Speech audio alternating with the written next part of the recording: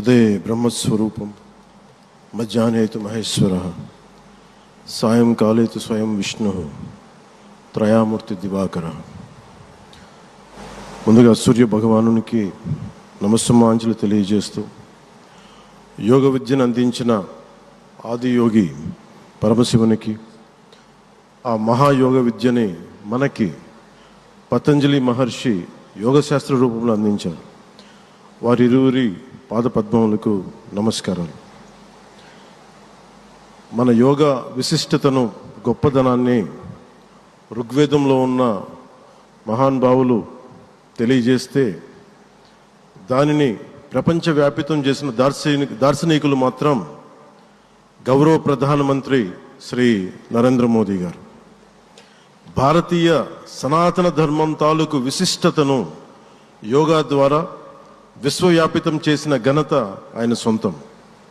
యోగా సాధకులు ఎంతటి దృఢచిత్తాన్ని కలిగి ఉంటారు, ఒత్తిడి జయించి సంకల్ప సాధకులుగా ఎలా నిలబడతారన్న దానికి కూడా మన గౌరవ ప్రధాని శ్రీ మోదీజీ గారు నిలువెత్తు ఉదాహరణ.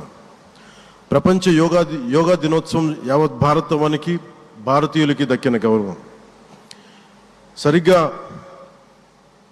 ఒక 2014లో అప్పుడే ఐక్యరాజ్య సమితిలో గౌరవ ప్రధానమంత్రి మోదీ గారు ప్రవేశపెట్టినప్పుడు దాదాపు 177 దేశాలు ఈ రెజల్యూషన్కి మద్దతు పలికినాయి.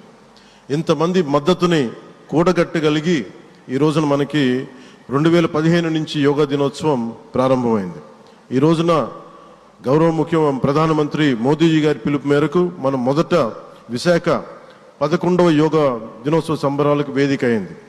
శ్రీ మోదీజీ గారి సమక్షంలో గౌరవ ముఖ్యమంత్రి వర్యులు శ్రీ చంద్రబాబు నాయుడు గారి కృషితో ప్రపంచ రికార్డుకు వేదికగా నిలిచింది.